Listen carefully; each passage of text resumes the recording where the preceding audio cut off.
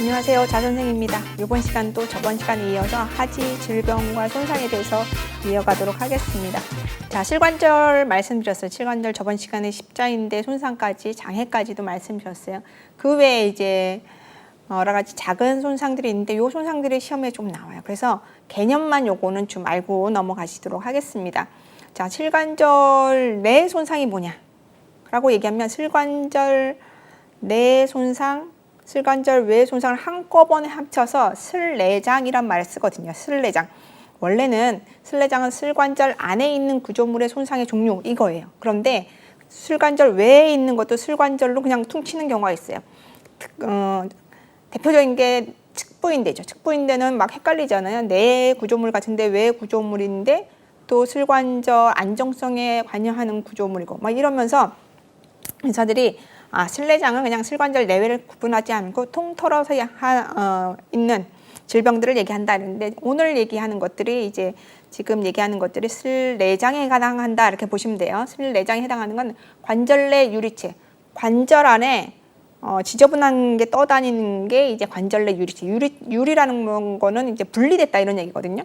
그래서 구조물에서 떨어져 나와 있는데 동동동 떠다닌 거예요. 그러니까는 이게 더러운 거 이렇게 생각하시면 돼요. 그러니까 우리가 관절 내 깨끗해야 되는데 그 안에 지저분한 게 생긴 거예요. 그러니까 얼마나 아프겠어요. 그래서 실관절에서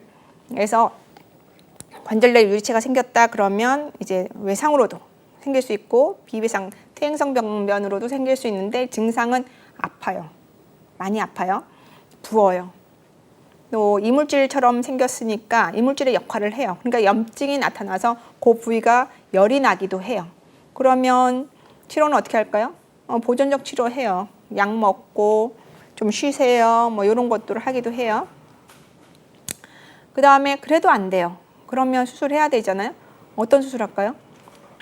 유리체를 없애야죠. 그래서 관절경으로 들어가서 그 안에 있는 거 깨끗하게 씻어내는 거. 그거를 이제 우리는 변연절제술, 관절경하, 관절경으로, 관절경하라는 건 관절경 안에서 이런 얘기예요. 관절경 안에서 관절경하 변연절제술, 지저분한 거 없애지는 거 변연절제술을 하게 되는 거죠.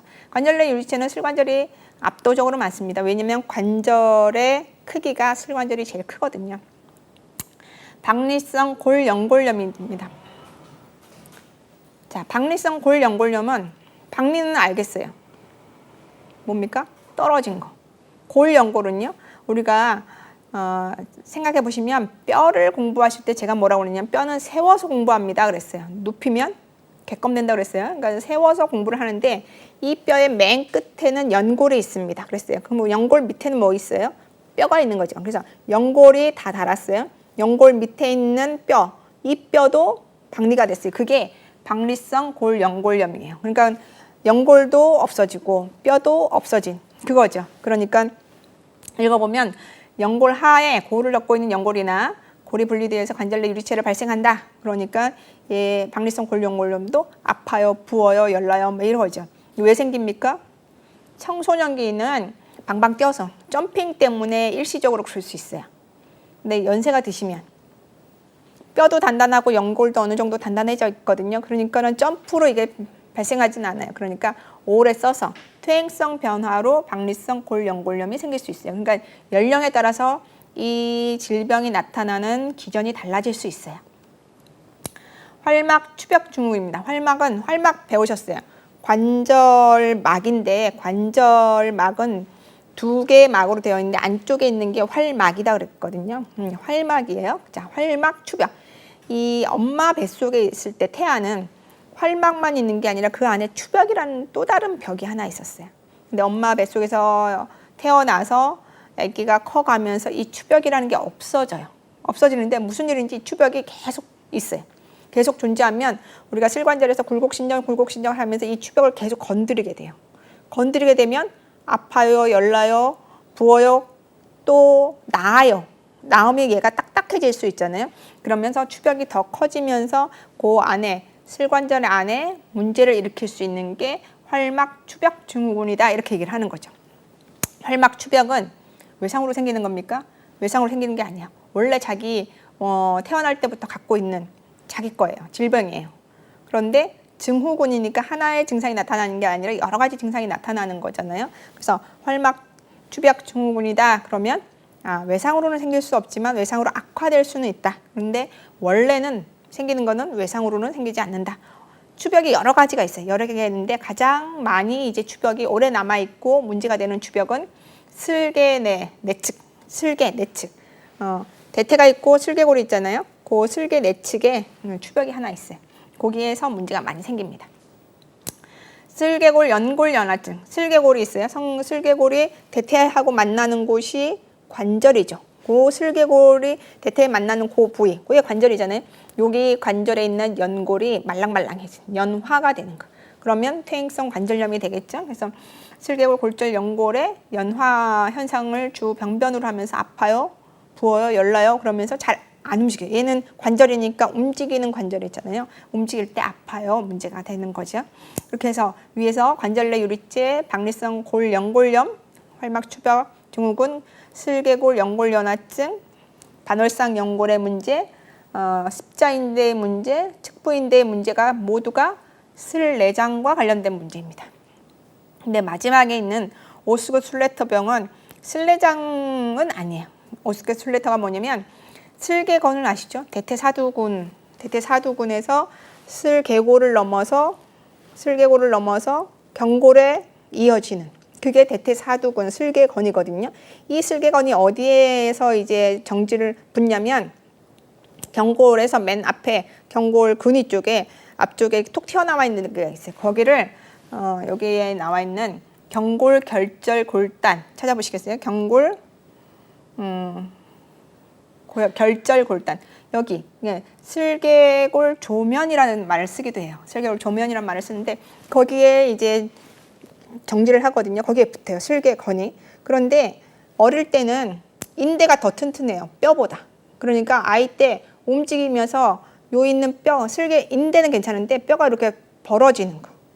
그게 오스구슬레터 병이에요. 그래서 읽어보시면 운동 시에 슬개건의 갑작스러운 호르몬, 지속적인 견인. 아기 때 계속 방방 뛰잖아요, 애들이. 계속 움직이잖아요. 그러면서 혀 모양의 경골 결절 골단. 경골 결절 골단. 발음이 어렵습니다. 경골 결절 골단, 다른 말 경골 조면이 부분적으로 분리되니까 부러졌다는 거 아니에요. 분리는 지가 알아서 분리되는 거예요. 그래서 오스구슬레터 병은 잘못하면 골절처럼 보이지만 골절은 아니에요. 어릴 때 뼈를 인대가 물고 떨어지는 이런 외상과 관련 없는 비외상적인 문제다 이렇게 보시면 되겠습니다. 이제 족부로 가보죠. 족부로 가보시면 족부에도 우리가 상지보다 족부가 굉장히 얇잖아요. 그렇죠? 발목이라는데 굉장히 좁으면서 얇으면서 이제 우리가 계속 하루에 걸어야 되고 또 특히 요즘에 건강을 위해서 10,000보 이상 걸으세요 그러면 고관절도 움직이지만 슬관절도 움직이지만 족관절은 하중을 받아가면서 움직이는 게 족관절이잖아요. 그래서 족부의 문제들이 굉장히 많이 생깁니다. 제가 병원 생활할 때는 대학병원에 족부만 담당하는 전문의가 없었어요. 그런데 요즘은 병원마다 족부를 담당하는 전문의가 다 계시더라고요. 그만큼 이제 족부에 관련된 질병들이 우리가 많이 알게 되고 많이 또 그것 때문에 문제가 생기는 것입니다. 한번 보겠습니다. 자, 아킬레스건 손상입니다. 아킬레스건이 어디 있다는 말씀을 드렸어요. 조금 더 보면 종아리 뒤쪽에 있잖아요. 종아리 뒤쪽에 삼두근이라고 했어요. 머리는 3개인데 이 3개 머리가 하나로 이어지는 거. 안쪽에 있는 게 가자미근, 그 뒤쪽에 있는 게 비복근. 우리 씨름 선수들 종아리 보면 이렇게 하트 모양 착 나오잖아요. 그렇죠? 그게 비복근 2개예요. 그 안쪽에 가자미근이라고 하나가 있어요. 그러면 3개죠. 이 3개가 근육이 하나의 건에 묶여요. 그 건에 묶이는 게 아킬레스건이에요. 이 아킬레스건이 어디에 착지를 하냐면 종골, 발 뒤꿈치뼈에 착지를 해요. 우리 몸에서 가장 두껍고 가장 크고 가장 단단한 건이에요. 건은 근육을 뼈에 붙여주는 구조물이 건이잖아요. 가장 튼튼해요. 그렇게 튼튼한데 얘가 족관절이 갑자기 갑자기 굴고 갑자기 움직이면 얘가 수축하면서 파열이 되는 경우가 있어요. 어디에 파열이 많이 되냐면 종골 부착부에서 위쪽으로 2에서 6cm 그 사이, 2에서 6cm 한 요 정도겠네요. 거기가 혈액 공급이 가장 안 좋대요. 가장 안 좋으면서 거기가 이렇게 파열되는 경우가 있어요. 자, 인대는 실타래 같아요. 게맛살 같아요. 그래서 파열되면 꼬매주는 거, 봉합술이 굉장히 어려워요. 근데 얘는 두껍잖아요. 봉합술 해줘야 돼요. 봉합술 해주지 않으면 얘를 재건할 수 있는 방법은 아직은 없어요. 그래서 얘는 수술을 하면 손상이 되면 파열이 되면 수술을 한다, 봉합술을 한다 이렇게 보시면 됩니다. 언제 파열이 된다고요? 족관절을 갑자기 굴곡신전했을 때.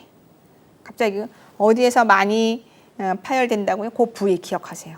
자, 그 다음에 진단 어떻게 할까요? 진단 아파요 막 그러면서 의사들이 움직이면 보면 알 수 있는데 굴곡신전할 때 오기가 굉장히 힘들어요.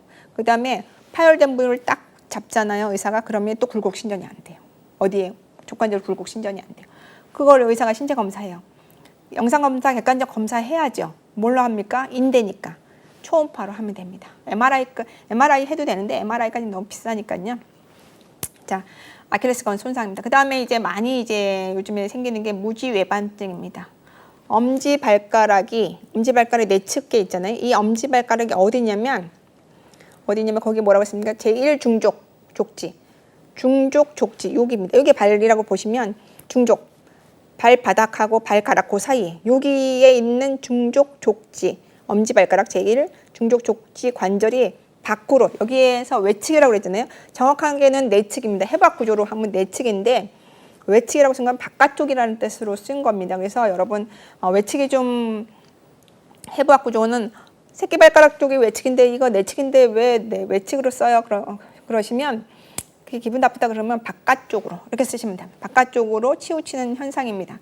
그래서 바깥쪽으로 움직이는 요게 이제 무지외반인데 이게 왜 문제가 되냐면 무지외반이 되면 신을 신을 때도 문제지만 굴곡신전하는 걸음 걸을 때 굉장히 힘들고 아프고 잘 어려워요. 그래서 수술을 해줘요. 수술을 해주는 거는 밖으로 나왔잖아요. 요거를 축을 맞춰주는 수술을 합니다. 그래서 절골하고 이제 축을 맞춰주는 그런 수술을 합니다. 무지외반증은 외상으로 오기는 좀 어렵죠.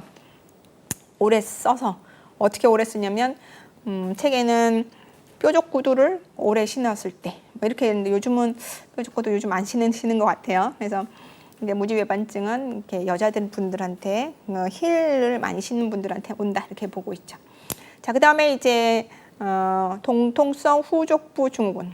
우리가 요즘에는 예전에는 안 그랬는데 요즘에 발이 아파요 그러면 족저근막염은 다 알고 계세요. 그렇죠? 족저근막염이 뭔지 발바닥에 발바닥이 아픈데 그게 왜 아프는지 모르겠어요. 그 다음에 치료도 잘 모르겠어요. 하는 게 족저근막염이거든요. 족저근막염에 해당하는 게 동통성 후족부 증후군이에요. 동통성은 아픈 거고요. 후족부는 우리가 배우셨어요. 후족부 뭐였습니까?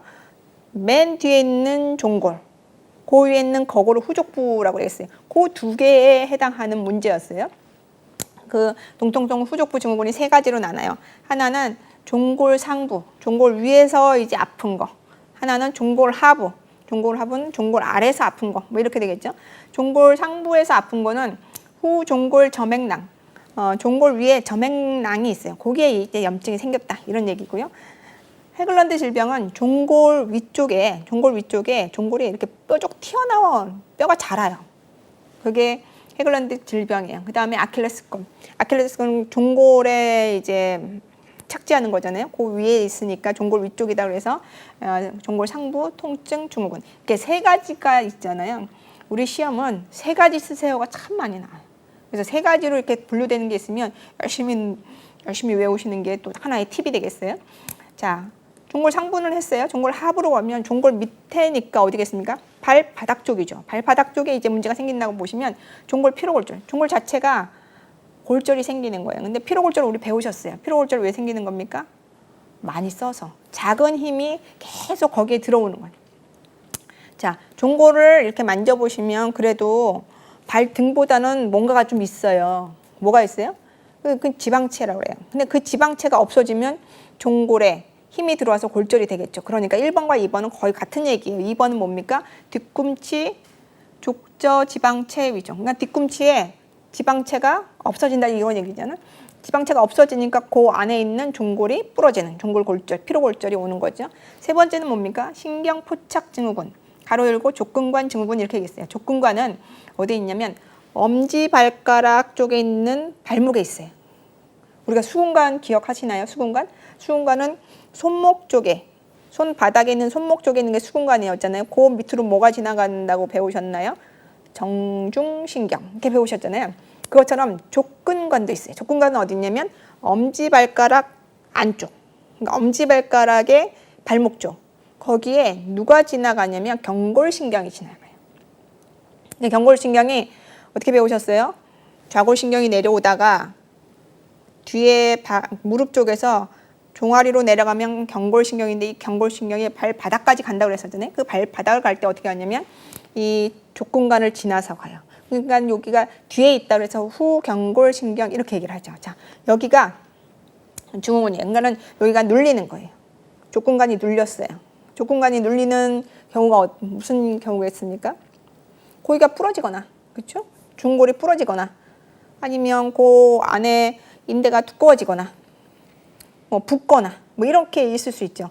그다음에 우리가 뭐 배우셨나요? CRPS라는 거, 복합부위 통증 증후군 배우셨어요. 그런 게 오면 여기가 이제 문제, 요 부위에 오면 문제가 생기죠. 그럼 증상이 뭡니까?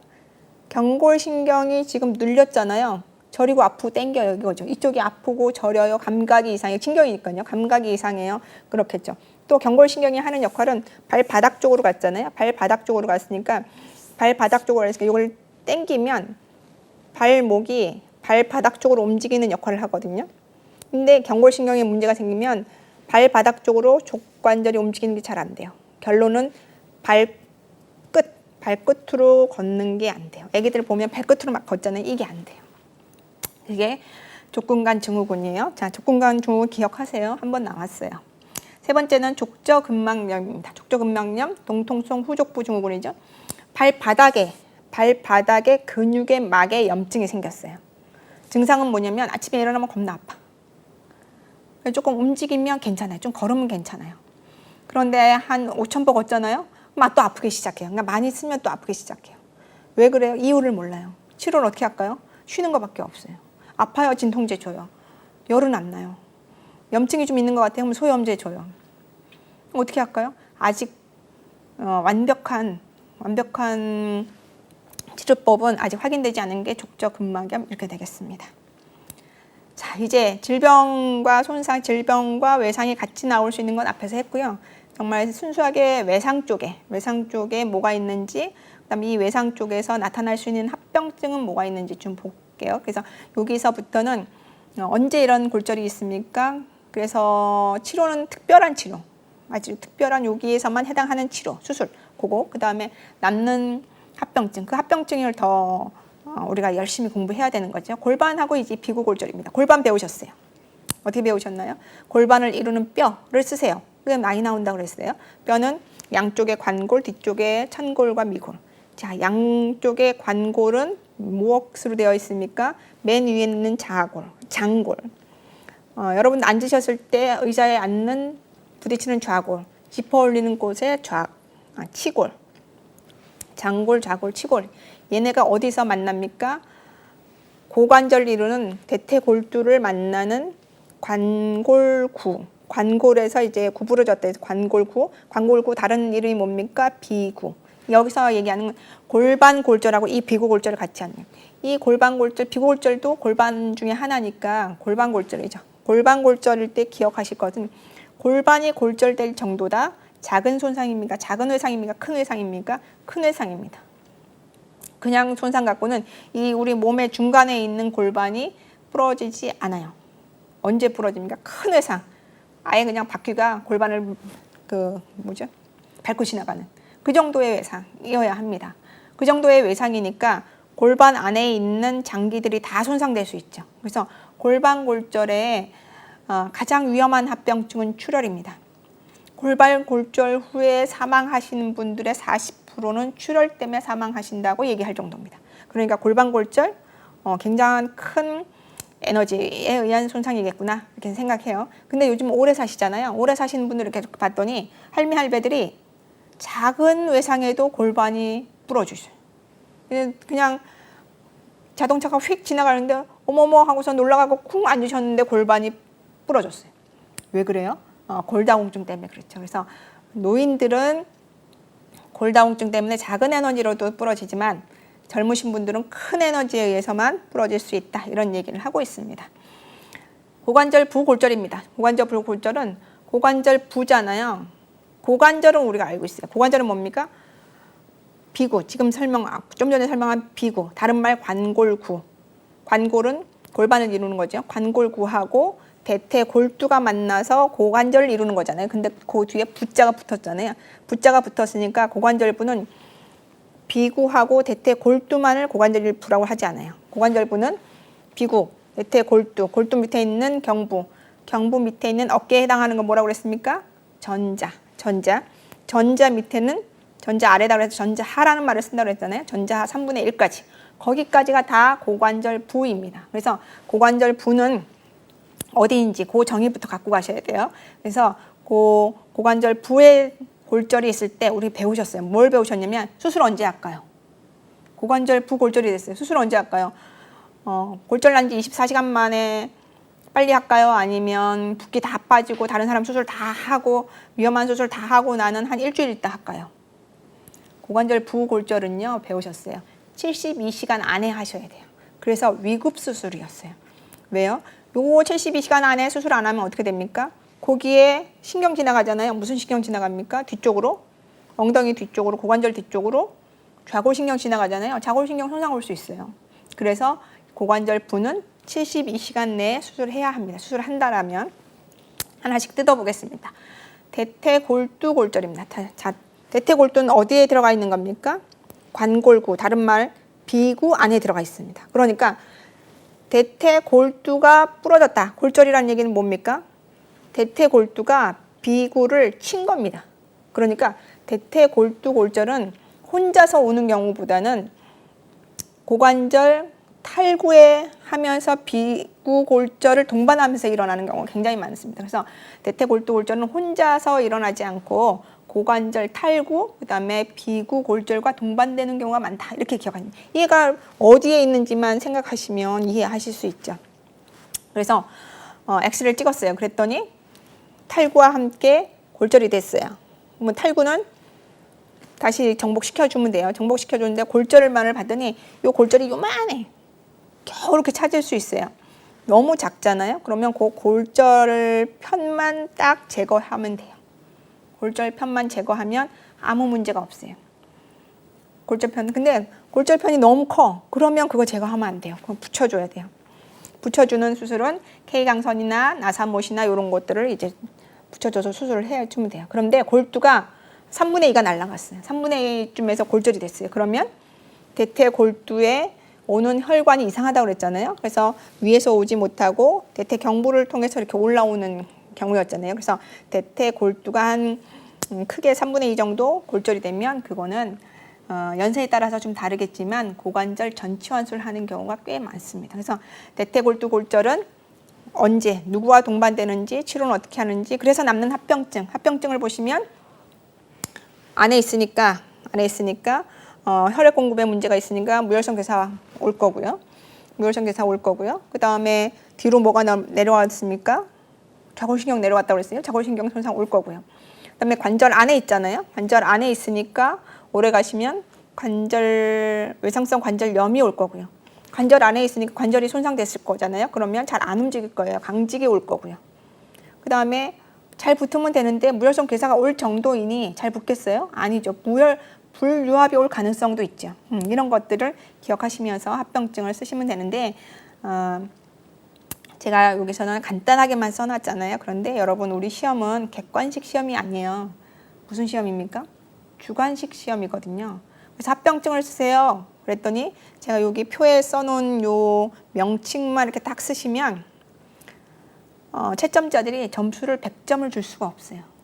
서술이니까 단답형이 아니잖아요. 그러니까 뭐라도 쓰셔야 되잖아요. 뭐라도 쓰셔야 되기 때문에 요 강의를 들으시고 시중에 나와 있는 책들이 있어요. 책들을 보시면서 여기 한 줄 정도 쓰실 수 있을 정도의 공부를 하셔야 된다. 이런 말씀을 드립니다. 자, 대퇴경부골절로 갈까요? 대퇴경부는 대퇴골두 밑에 있는 이게 대퇴목이다라는 거죠. 그래서 골절인데 얘는 언제 오냐면 대퇴골두골절하고 비슷하게 똑같이 와요.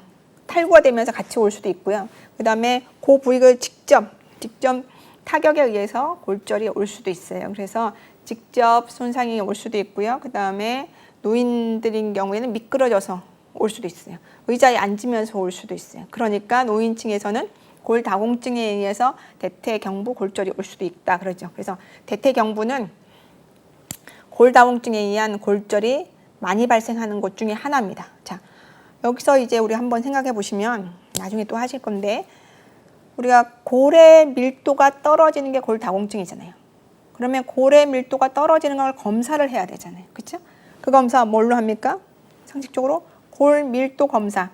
골밀도 검사를 하게 되는데 골밀도 검사 어디에 골의 밀도를 검사할 거냐 그러면 중심의 두 군데를 합니다. 중심 허리, 중심 고관절 경부, 대퇴경부를 하게 됩니다. 그래서 대퇴경부는 대퇴경부 골절, 노인의 골다공증성 병적 골절 꼭 기억하시면 됩니다.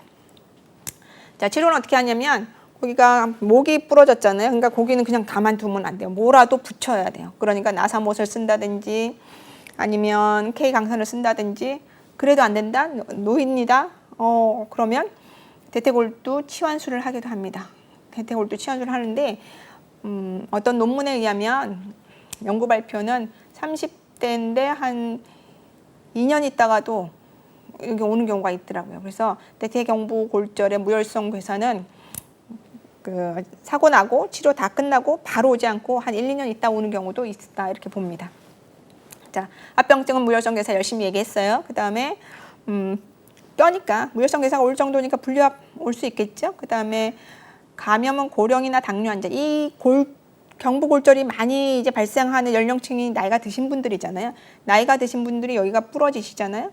그러면 수술을 해야 되잖아요. 수술하고 나서 전신에 문제가 생기기 때문에 하반신 마취밖에 못한다 이렇게 말씀드렸어요. 하반신밖에 못하는 그 정도이니까 전신 상태가 좋겠어요, 나쁘겠어요? 나빠요. 그러니까 이 지금 수술한 걸 견디지를 못하시는 분들이 있어요. 그래서 한 3일 정도 치매 환자처럼 이렇게 증상 나오시는 분들이 있거든요. 이런 분들의 정도이니 면역력이 뭐 좋겠습니까? 안 좋죠. 그래서 감염이 이제 발생할 가능성들이 좀 있을 수 있다는 거죠. 감염은 반드시 쓰셔야 돼요. 고령이거나 만성질환을 갖고 계시거나 아니면 감염, 개방성 골절, 우리 배우셨어요? 개방성 골절이 있거나 뭐 이럴 때 온다라고 보시면 됩니다. 대퇴 전자간 골절입니다. 전자간은 전자라는 말은 대퇴에만 쓴다라고 말씀드렸어요. 전자는 두 가지죠. 밖으로 크게 튀어나와 있는 거 대전자, 안으로 소심하게 튀어나와 있는 거 소전자. 얘가 지금 튀어나와 있다는 거는 그 안에 무엇으로 차 있다는 거냐면 해명골로 차 있다는 얘기입니다. 해명골에는 무슨 골수가 있다고 배우셨냐면 적색골수가 나온다 이렇게 얘기했어요. 적색골수는 피를 만드는 골수잖아요. 피의 골수. 피의 골수니까 얘는 생성이 굉장히 좋아요. 회복력이 좋아요. 그러니까 계속 뼈가 자라나서 이렇게 톡 튀어나온 거거든요. 그렇게 회복력이 좋고 뼈가 계속 자라나는 곳이니까 여기가 부러지려면 어떤 힘에 의해서 부러지겠습니까? 굉장히 큰 힘에 의해서 부러집니다. 작은 힘에 의해서 부러지지 않아요. 그러니까 얘가 부러졌다는 얘기는 굉장히 큰 힘이거나 아니면 골다공증이 심하거나 이게 두 가지입니다. 그러니까 얘가 부러졌어요. 그냥 냅둘까요? 여기도 그냥 냅두면 안 돼요. 수술해야 됩니다. 그래서 내고정을 해야 됩니다. 자, 내고정을 다 하고 났어요. 치료를 다 하고 났더니 잘 붙을까요? 안 붙을까요? 전자 안에는 무슨 골이 있다고요? 해명골. 해명골 안에는 무슨 골수요? 적색골수. 그러니까 얘는 잘 붙어요. 유압이 잘 돼요. 그래서 여기는 무혈성 괴사나 불유압이 오는 경우는 많지 않아요.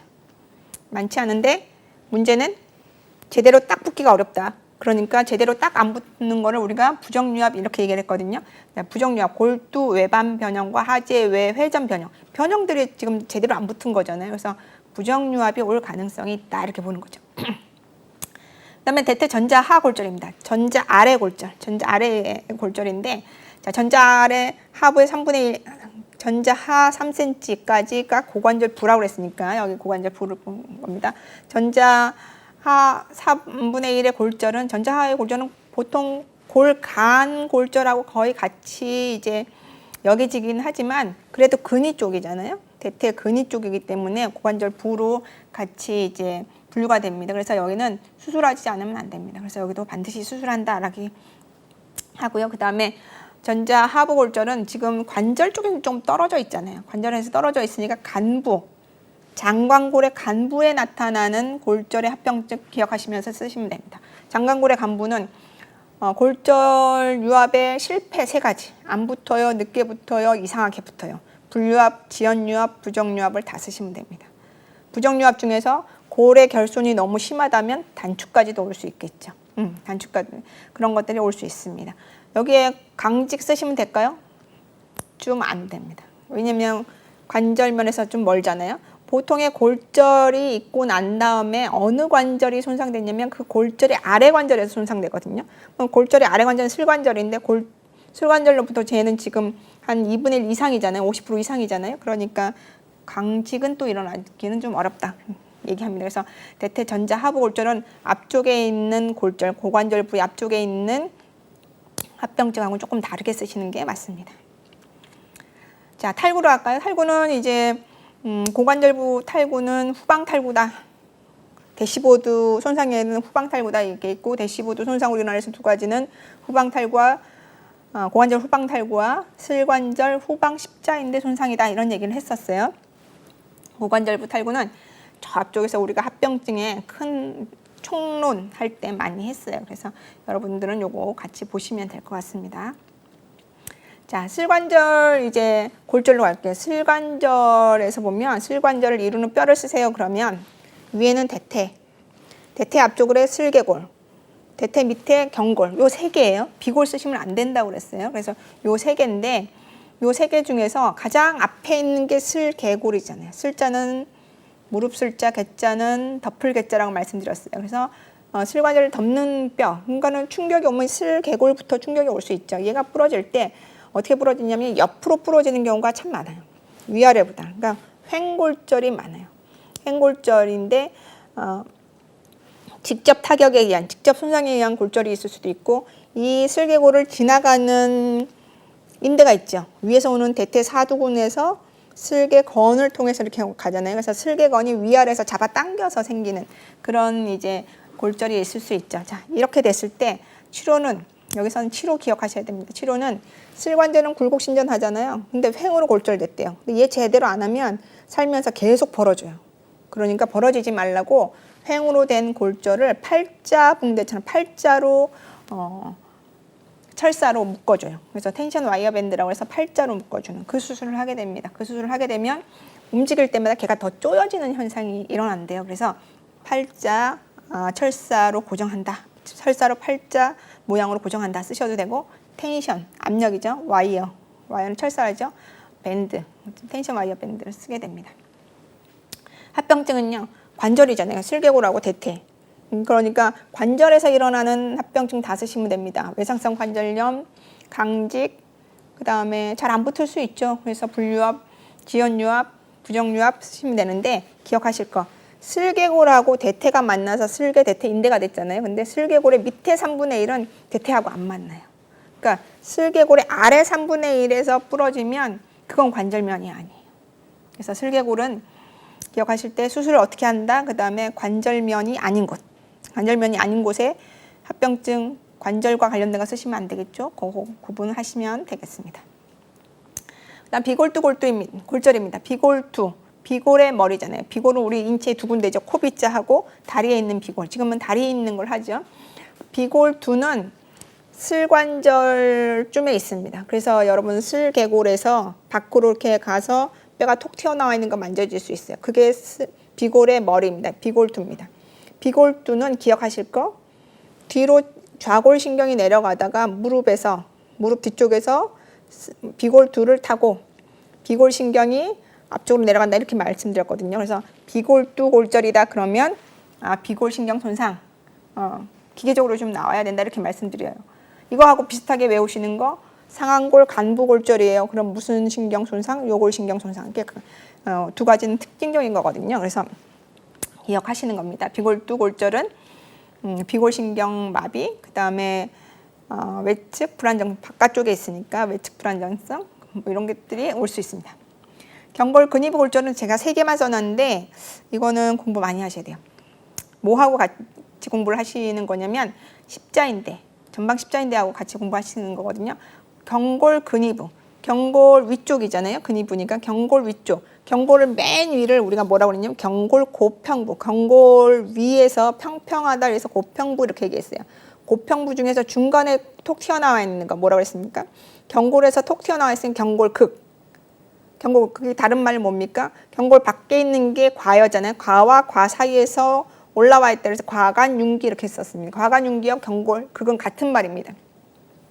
이 경골극이 부러졌어요. 그러면 얘가 지금 경골극에 뭐가 연결됐냐면 십자인대가 연결됐다 얘기겠죠. 그러니까 경골극이 부러졌다. 경골극 골절이다 그러면 십자인대가 경골극을 물고 떨어졌구나.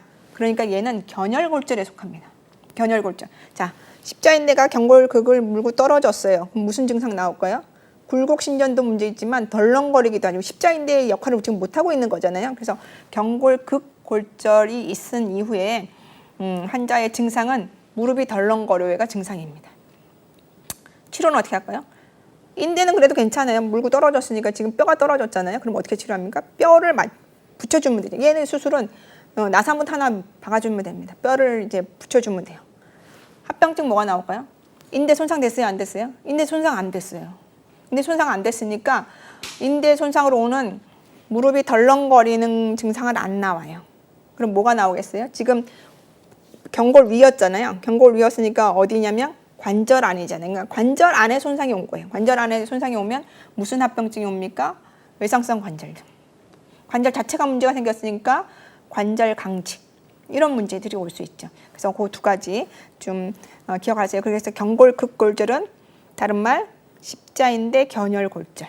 십자인대 그렇지만 십자인대 자체는 손상됐습니까? 안 됐습니까? 손상이 안 됐습니다. 그래서 증상은 최초의 증상은 무릎의 불안정, 그러니까 이완 덜렁거리는 이완이라고 해요. 동요 같은 말입니다. 이완, 동요, 불안정 같은 말입니다. 다리가 덜렁거릴 수 있지만 수술, 극골절을 이제 유압을 시켜놓으면 증상은 인대와 관련된 증상은 나오지 않는다. 기억하세요. 자, 그다음에 경골과골절. 경골과는 경골 위쪽에 바깥쪽에 있는 게 과잖아요. 거기가 골절이 되면 무슨 골절이면 경골 관절면, 슬관절 관절면이 지금 문제가 생긴 거잖아요. 그래서 경골과골절이다 그러면 어디 손상? 관절 안에가 손상이 됐구나 이렇게 기억하십니다. 관절 안에 손상됐으니까 슬관절, 굴곡신절 잘 돼요? 안 돼요? 안 돼요. 뭐가 남아요? 강직이 남죠. 또 뭐가 남아요? 외상성 관절염이 남죠. 뭐 이런 것들이 남을 수 있다라는 얘기입니다. 자, 그 다음에 경골조면 골절. 자, 경골조면 어디서 들었어요? 저번 시간에. 오스터 술레터 기억하시나요? 대퇴사두근에서 슬개골을 건너서 골단 결절에 경골조면에 붙는 거. 그런데 그 조면이 이렇게 분리가 되는 거는 오스터 술레터였어요. 근데 분리가 아니라 아예 이 슬개건이 물고 떨어질 수 있잖아요. 그렇죠? 외상에 의해서 떨어지면 그건 골절이죠. 그래서 오스터 술레터 병 부위하고 경골 조면 골절하고는 부위가 달라요. 같은 증상이에요. 그러면 얘가 진짜 옛날부터 있었던 건지 오스터 술레터 병인지 요번에 생긴 골절인지 어떻게 확인해요? 이때 등장하는 게 뭡니까? 예전에 배우신 거 옛날 골절하고 요번 골절하고를 확인하는 검사가 있었어요. 무슨 검사? 본스캔 기억나시나요? 본스캔, 골주사. 그래서 골주사를 검사를 하면 요번에 생긴 거는 조영제가 몸 안에 들어가서 그 조영제가 뭘 좋아하냐면 엑스레이를 좋아해요. 그래서 조영제 쫙 들어가서 엑스레이를 딱 찍으면 열소가 보여요. 요번에 생긴 거는 염증 반응이 있을 거 아니에요. 그래서 열소가 보여요. 그런데 옛날부터 있었던 건 열소, 염증 반응이 없을 거 아니에요. 그래서 열소가 안 나와요. 그래서 요번에 생긴 골절인지 옛날부터 있었던 손상인지 병변인지 확인하는 그런 검사를 하게 되는 거죠. 자, 경골, 비골, 골절로 갑니다. 경골은 슬개골 아래에 있는 우리가 하태에 해당하는 게 경골과 비골인데 경골은 안쪽에 있는 큰 뼈, 비골은 바깥쪽에 있는 작은 뼈. 그래서 예전에는 비골을 뭐라고 그랬냐면 경골의 부모, 경골을 그냥 지지만 하는 부목의 정도지 큰 의미는 없다. 그렇게 얘기했던 그런 거거든요. 그래서 비골이 부러지면 수술도 안 해줬어요. 그냥 냅뒀어요. 근데 요즘은 비골 골절도 다 수술을 하죠. 자, 여기가 경골과 비골이 골절이 되면 무슨 문제가 있냐면 여러분 슬개골 앞쪽으로 경골이잖아요. 앞쪽으로 이렇게 뼈를 한번 만져보세요. 뼈가 만져져. 뼈가 만져져요. 왜냐면 거기에는 앞쪽에는 근육은 없어요. 모든 근육은 종아리에 다 들어가 있어요. 가자미근, 비복근으로. 그래서 앞쪽에는 근육이 없기 때문에 여기 만져져요. 경골뼈가. 근데 여기가 부러지면 잘 붙을까요? 앞에 근육이 없잖아요. 우리가 뼈에 이제 혈액을 공급하려면 뼈를 싸고 있는 골막이 튼튼해져야 돼요. 또 하나는 그 주위에 있는 근육이 튼튼해져야 돼요. 그런데 근육이 뒤에만 있고 앞에는 없잖아요. 그러니까 뒤쪽에서만 혈액 공급받고 앞쪽에서 혈액 공급을 못 받으니까 경골골절일 경우에는 분류압이 있을 수 있어요. 특히 아래쪽. 아래쪽은 아킬레스건이 있는 쪽은 근육도 없잖아요. 그렇죠? 그래서 경골골절이다 그러면 잘 안 붙을 가능성이 있어요. 그래서 분류압 가능성이 있는데 분류압 먼저 보고 갈까요? 분류압 보시면 9개월에 골유압이 안 된다. 그 다음에 3개월간 진전이 없으면 분류압으로 해요. 자, 분류압 기억을 해보시면 분류압과 지연유압의 차이가 뭐냐 라고 했을 때 뭐란 얘기 했냐면 골절선은 있어요. 일단은 골절선은 있다는 얘기는 유압이 안 됐다는 얘기죠. 그런데 그 골절선 양쪽이 딱딱해지는 경화나 석회화 또는 떨어진 게 있으면 분류압. 근데 그런 게 없어요. 세 개가 없으면 지연유압. 그런 얘기를 썼었거든요. 그런데 여기서는 하나를 더 추가했어요. 개월수. 9개월이 넘어가도록 골유압이 안 됐어요. 3개월이 진전이 안 돼. 그러면 이제 분류압 생길 수 있죠. 분류압이 될 가능성이 꽤 많아요. 분류압이 될 가능성이 많으니까 지연유압도 될 가능성이 있겠죠. 일단 부정유압. 부정유압은 이제 회전 변형, 그러니까 밑에 있는 뼈가 돌아가거나 아니면 각형성이 있거나 뭐 단축이 있거나 그런 거죠. 그래서 부정유압의 허용 범위는 요 정도까지는 기능에 문제가 없는 거예요. 허용 범위는. 그래서 내외반, 내외반이니까요. 안쪽으로 바깥쪽으로, 바깥쪽으로 한 5도 정도 외회전은 이렇게 돌아가는 거죠. 돌아가는 건 내회전 10도, 밖으로는 20도, 단축은 짧아지는 거 2cm 정도는 괜찮아요. 그런데 단축 3cm가 가면 신발로 안 돼요. 그래서 수술해줘야 된다 이런 얘기를 하거든요. 그래서 경비골의 합병증에 부정유압의 범위도 우리 좀 기억을 하고 있죠. 자, 그 다음에 또 하나 기억할 거는 지금 경비골이잖아요. 그러면 이제 같이 동반되는 신경들 보면 뒤로 내려가는 건 후경골, 경골신경. 경골이 뒤에 있으니까 후경골이라는 말을 써요. 경골신경이나 후경골 같은 말이에요. 경골신경이 손상되거나 앞쪽으로 내려가는 비골신경이 손상될 수 있어요. 또 하나 기억할 거는 지금 우리가 앞쪽에 근육이 없다며요. 또 경골의 밑에 3분의 1은 앞쪽이나 뒤쪽에 다 근육이 없다며요. 그렇죠? 근데 근육이 없는 쪽에 뼈가 부러지면 무슨 일이 생기냐면 구획증후군 같은 게 많이 올 수 있어요. 그래서 여기 구획증후군 기억하시면 됩니다. 그래서 구획증후군은 우리 배우셨어요. 구획 안에 실핏줄이 하나 터졌는데 주위에 근육의 압이 이 출혈의 압보다 작아. 그래서 출혈의 압이 근육의 압을 눌러버려갖고 출혈된 이하는 다 망가진다. 그렇게 얘기했었거든요. 근데 지금 경골의 아래 3분의 1은 근육이 없다며요. 그러니까 안에서 출혈을 했을 때 주위에 있는 근육이 이 출혈을 잡아낼 수가 없어요. 그래서 구획증후군이 많이 생길 수 있거든요. 그래서 경골과 비골 골절에서는 경골 앞쪽에 근육이 없음으로 나타날 수 있는 문제들, 분류압, 구획증후군, 또 지나가는 신경손상 뭐 이런 것들을 같이 기억하시면서 공부를 하시는 게 좋겠어요. 자, 족근관절로 이제 갈게요. 족근관절 골절과 탈구인데요. 족관절은 이제 우리 질병에서도 많이 했어요. 질병에서도 많이 했고 외상에서도 이렇게 했는데 족관절 과골절이라고 하는데 이 과골절은 우리가 흔히 얘기하는 복숭아뼈 골절이에요. 우리 족관절 보면 양쪽으로 톡 튀어나와 있는 곳이 있잖아요. 안쪽으로 톡 튀어나와 있는 게 족관절 내과, 안쪽이니까 내과, 바깥쪽에 있는 건 족관절 외과. 내과에 있는 뼈의 이름은 경골, 바깥쪽에 있는 외과에 있는 뼈의 이름은 비골. 그러니까 족관절, 과골절은 이 족관절 안쪽 바깥쪽에 있는 과골절이거든요. 이 과골절이 한꺼번에 둘이 같이 부러지면 양과골절 이렇게 얘기해요. 근데 경골 뒤에 보면 후과라는 게 하나 더 있어요. 양과골절하고 경골 뒤쪽에 있는 후과가 같이 세 개가 같이 부러지면 뭐겠습니까? 삼과골절 되겠죠. 삼과골절. 수술할까요, 말까요? 수술해야죠. 수술해요. 수술하고 남아서 남는 장애가 뭐가 있겠습니까? 과하니까 얘는 관절면을 포함할 수 있거든요. 그래서 관절면과 관련된 합병증을 기억하시면 돼요. 또 하나는 지금 과하니까 상관이 없어요. 과하니까 상관없는데 중간에 있는 경비인대가 있을 수 있거든요. 경비인대는 경골과 비골이 만났잖아요. 관절이죠. 근데 인대로 되어 있대요. 움직여요? 안 움직여요? 안 움직여요. 그러니까 얘는 안 움직여야 되는데 족관절에 문제가 생기면서 경비인대가 손상이 될 수 있어요. 그러면 불안정성이 올 수 있어요. 그래서 경비인대가 손상되었다면 족관절 불안정성이 올 수 있다. 이렇게 보시면 됩니다. 자, 필롱골절은 뭔지만 아시면 돼요. 필롱골절은 경골 아래쪽 골절인데 걔가 관절면까지, 족근관절까지 이제 간 거를 이제 필롱골절 이렇게 얘기해요. 우리 상지에서 생각해 보시면 기억나시나요? 바톤골절 기억나시나요? 요골 원이골절인데 원이 골편이 뒤로 가면 콜리스 골절. 그다음에 원이 골편이 안쪽 손바닥 쪽으로 가면 스미스 골절. 그다음에 골절이 관절면을 관통하면 바통 골절 이렇게 있거든요. 그 바통 골절과 비슷한 게 필롱 골절이에요. 자, 필롱 골절은 관절면을 침범했잖아요. 무슨 합병증이 나오겠습니까? 관절면 손상과 관련된 합병증 나오겠죠. 기억하시면 됩니다. 자, 족근관절 염자. 족근관절은 우리가 걸으시면서 삐었다 하는 염자가 많이 발생하는 부위이기도 하죠.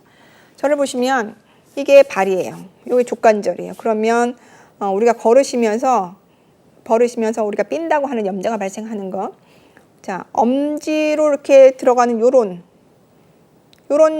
손상이 많겠습니까? 아니면 새끼발가락 쪽이 이렇게 안쪽으로 들어가는 손상이 많겠습니까? 다시 좀 더 우리가 전문적으로 얘기하면 엄지발가락이 안쪽으로 가면 새끼발가락이 들리잖아요. 이게 외반입니다. 외반 변형이 많겠습니까? 새끼발가락이 안으로 들어간 내반 변형. 엄지발가락이 세워지는 내반 변형이 많겠습니까? 내반 손상이 많겠습니까? 네 번. 정확한 표현은 4번이네요. 4번 손상이 많았습니다. 4번 손상이면 엄지발가락이 들리면서 새끼 발가락 쪽에 있는 이쪽이 손상이 되겠죠. 그러니까 외측 손상이 많습니다. 그러니까 외측을 담당하는 인대, 족관절의 외측을 담당하는 그 인대 손상이 많거든요. 그 인대가 뭐냐는 겁니다. 그 인대가 보시면 세 번째 줄에 있네요. 전거비인대. 전은 앞에 있다는 겁니다. 거비는 거골과 비골입니다. 거골과 비골을 이어주는 인대인데 앞에 있는 인대, 전거비인대. 그 다음에 종비인대입니다. 종비인대는 뭡니까? 종골과 비골을 이어주는 인대. 그 뒤에는 거비인대, 거골과 비골을 이어주는데 후거비인대. 요 세 가지 기억하셔야 돼요. 그래서 우리가 족관절 염자는 4번 변형일 때 외측 인대가 많이 손상인데 그 외측 인대 3개는 요 3개다. 좀 기억을 하시면 됩니다. 그러면 내측에 있는 인대 기억하시겠습니까? 내측에 있는 인대 삼각인대가 있습니다. 삼각인대에는 외번일 때인데 족관절이 외번으로 손상되는 경우는 참 많지 않거든요. 그래서 보통 족근관절 염자는 4번 손상, 4번 운동일 때 손상, 외측 인대들 좀 기억하시면 되겠습니다. 자, 족근관절 골절로 갈까요? 족근관절은 이제 족근골은 우리가 7개 배우셨잖아요. 7개 중에서 다 외우셔야 돼요. 다 외우셨는데 골절과 관련돼서는 반드시 2개는 기억하셔야 돼요. 하나는 종골골절 먼저 가겠습니다. 종골골절은 발 뒤꿈치뼈죠. 발 뒤꿈치뼈는 언제 뼈가 잘 부러지냐, 언제 골절이 되냐면 착지했을 때 위에서 붕 날았어요. 그래서 착지를 할 때 손으로 안 하잖아요. 그래서 발끝으로 탁 착지를 한다고요. 그러니까 낙상인데 엉덩이로 낙상하지 않고 발로 착지를 하면 보통 종골이 먼저 부딪혀요. 그러면서 종골이 부러져요. 종골이 부러졌는데 그 힘이 거기서 다 썼으면 상관이 없어요. 썼으면 상관인데 그 힘이 남으면 흉골하고 요추 요 사이에서 그 힘이 정지가 되는 경우가 많아요. 그래서 흉골과 흉골은 흉추죠. 흉추와 요추 그 사이에서 힘이 정지돼서 흉요추 이행부, 흉골과 요추가 변하는 그곳에 골절이 와요. 그러니까 종골골절은 쭉 올라가서 요추 골절을 동반하는 경우가 많습니다. 이건 동반입니다. 그 다음에 이제 거골로 갈게요. 거골은 종골골절, 그 다음은 많은 게 거골골절이에요. 거골은 많이 배우셨어요. 거골 주위에는 전부 다 뼈가 있기 때문에 거골은 연골로 많이 막혀 있다, 많이 둘러싸여 있다. 그래서 혈관 공급이 잘 안 좋다. 그래서 부러지면 무혈성 괴사에 많이 이제 빠진다. 이렇게 하겠어요. 무혈성 괴사에 빠져 치료해야죠. 어떻게 치료합니까? 우리가 무혈성 괴사는 인공관절 치환술 한다 이렇게 배우셨는데 얘는 인공관절 치환하기에는 뼈가 너무 많아. 그러니까 어떻게 하냐면 아예 움직이지 말라고 고정술을 해요. 관절 고정술을 해줘요. 관절 고정술을 해서 움직이지 않게 하는 게 치료 중에 하나입니다. 그래서 골절의 치료, 그 다음에 합병증 안 했네요. 합병증은 지금 5만 군데가 다 골이래매요. 그러니까 관절면 쪽이죠. 그래서 강직, 외상성 관절염, 그다음에 무혈성 괴사 그런 것들, 무혈성 괴사 이런 것들도 정리하시면 될 것 같습니다. 족근의 골절까지 말씀드렸습니다. 발가락 골절은요? 뭐 이렇게 물으시는 분들이 있어요. 발가락 골절은 크게 어렵지 않아요. 발가락 골절은 언제 많이 오냐면 발가락 위를 바퀴가 타고 넘어갈 때 그때 많이 부러지거든요. 근데 이제 뭐 그냥 내고정하고 운동 잘 하시면 괜찮아요. 그래서 크게 다른 골절하고 별반 차이가 없기 때문에 발가락 골절까지는 정리하지 않겠습니다. 자, 여기까지 오늘 하지 골절까지 많이 했습니다. 그러면 지금 한 중반을 지금 해서 중반을 향해서 가고 있거든요. 그래서 골절은 거의 끝났다고 생각하시면 됩니다. 근골격계 거의 끝났다고 생각하시면 됩니다. 뭐가 남았냐면 척추가 남았거든요. 척추는 다음 시간에 이어지도록 하겠습니다. 오늘도 고생하셨습니다. 수고하셨습니다.